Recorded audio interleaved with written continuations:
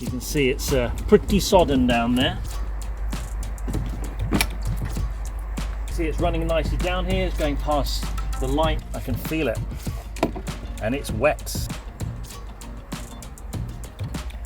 Drip, drip. You'll have yourself a nice dry boot.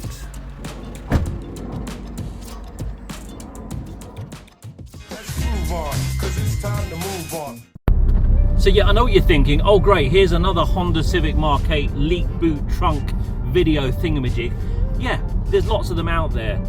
But the reason I'm doing one here is because I've had this Honda Civic for about 3 or 4 years. It's been a wicked car. I've had no problems with leaks whatsoever. But I've done something recently which I think is the reason why I'm now getting a leak in the back. In fact, it's not something I've done. It's actually something where I parked the car. There's a little hint there. Also, I haven't got my tools. I'm not in my normal place of a residence. I'm limited in what I've got, but I want to show you that you can still fix that leak without going out and spending a fortune. You don't need a lot, you just need a little bit of thought. You need to know where to look.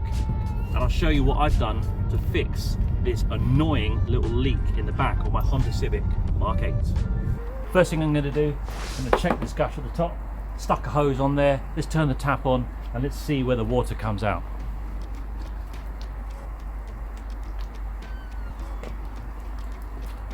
So the water's running nicely down this gutter here, and we're going to see how it actually tracks down. Now there's something that happened to me on my old Mercedes actually, and my Range Rover, and it took me ages to find out, but it's all about a learning curve. And it was this rubber trim here.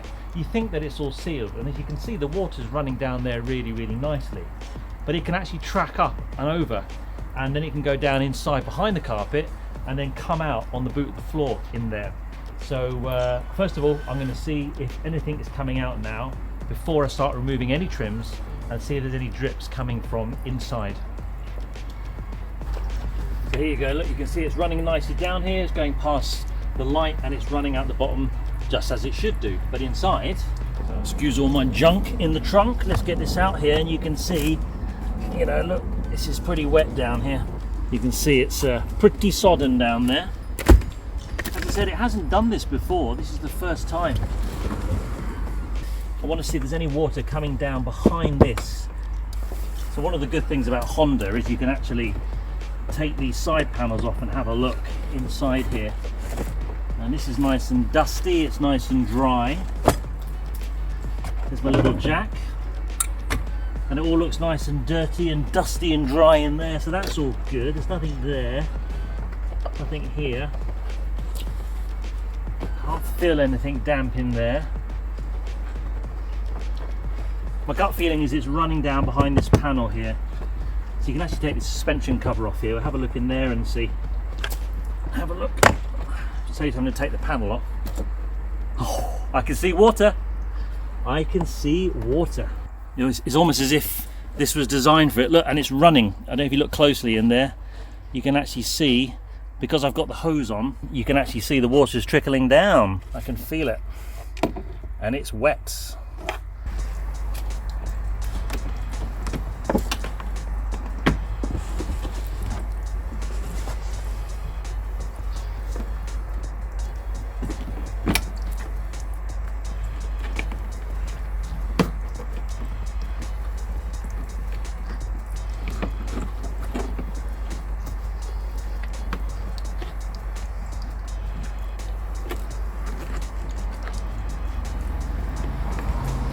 Now up here, I've just touched the inside of the roof liner. That's nice and dry.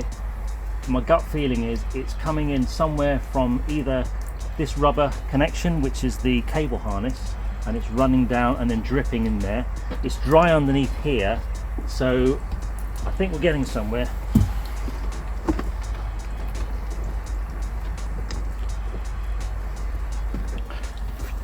So I know this panel because I've had this panel off before when I was fixing the antenna for the back window there. So I'm just putting this forward. I haven't taken it all the way off.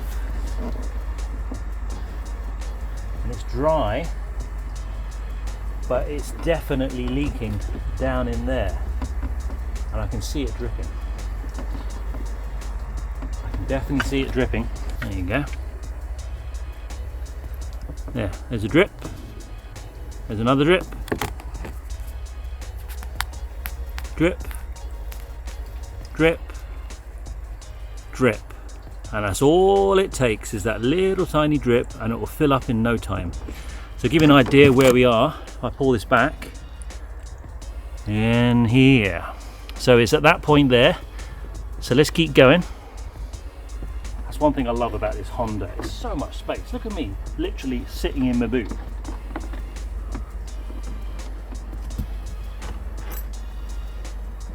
Aha, got it. Right, so there's a double skin, and it's on the inside of this piece here. You can't quite get to it, but wherever this fold is, it's on that side. And my gut feeling is it's coming from where the harness goes through. But most importantly, I'm also going to seal up at the top there. There's a joint, very, very common. They're on both sides, they're right near the hinge, and I'm going to put some sealant on it. This sealant sets in water, so I shouldn't have any problems, and that should hopefully be my fix. I'll do the other side as well. So I never filmed it, I wish I did, but when I first bought this car, I had to change this tailgate. So I had to take all the wiring loom off, feed it all the way through, because there was a dent at the back. And I remember looking at that seal when I put it back on, I thought, I think that's going to leak. It's nothing that I've done, it's just the manufacturing of it. And I think over time, there's these little tiny seeds and twigs and everything else. And I park near this tree and they swell up. And I think it's causing the water just to track over it and drip down. It doesn't need much, it's just a couple of drips. So I'm going to seal it. Why not? And I'm also going to seal this joint at the back here as well.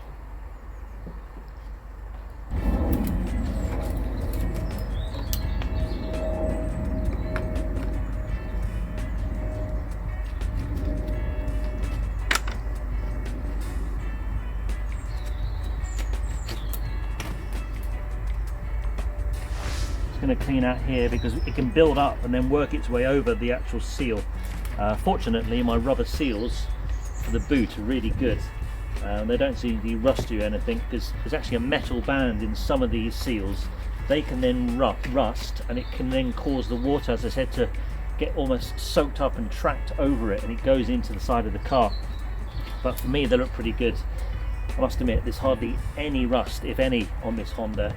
It's been a great little car for £1,000. It's been pretty good, pretty damn reliable as well. As I pull back this here, look, you can see that there's a bit of moisture in there, and over time with the dirt, I think it just gets worse and it causes the water to get pulled in. So I'm going to get some sealant around that.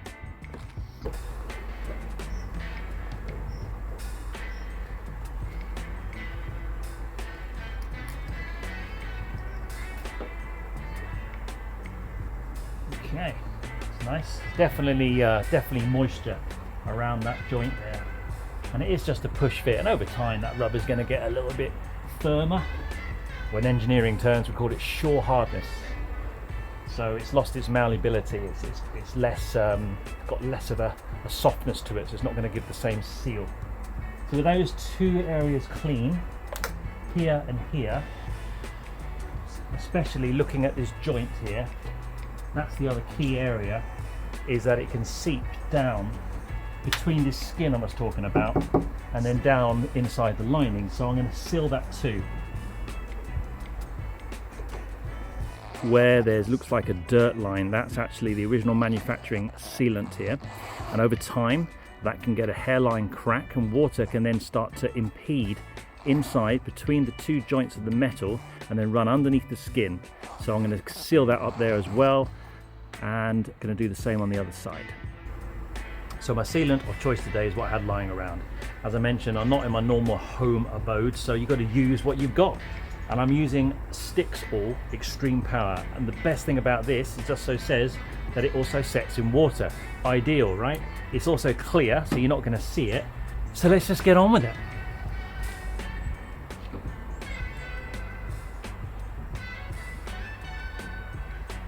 Just make sure you don't block the end, because the water's still got to flow down this gutter here, but You don't want it to be trapped at the end, so I'm just putting a nice smear on there. There's quite a big gap there. I think this is actually probably the main area it's coming from.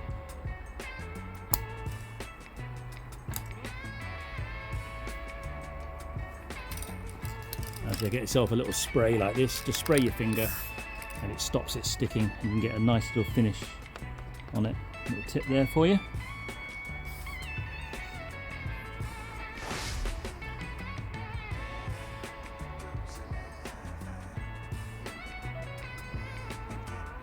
And there you go, it doesn't stick to your finger then.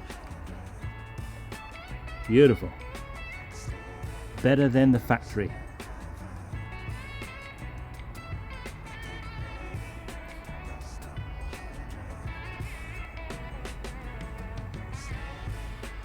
So here we go, all done now. I got the wiring gland there, that's sealed, and up there importantly there's one on each side just near the hinge. The grey sort of brown area is the original seal. I've actually just then used my sealant that sets in water.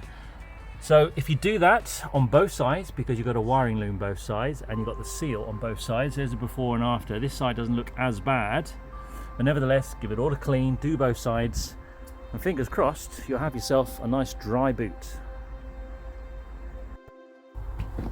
Do let me know how you get on. I really hope that helps you. These are the two areas that I know when I've researched it have been predominantly where the leaks are. There's nothing in the rear on my passenger side and the carpets or my driver's side. It's all in the trunk, in the boot. Now that I've sealed those two there, I know she's going to be good. So let me know how you get on. I'd love to know your comments. And thanks again. I'll see you on the next one. I appreciate you getting to the end of the video, and thanks for the subscribes and all that thumbs up and malarkey. Cheers.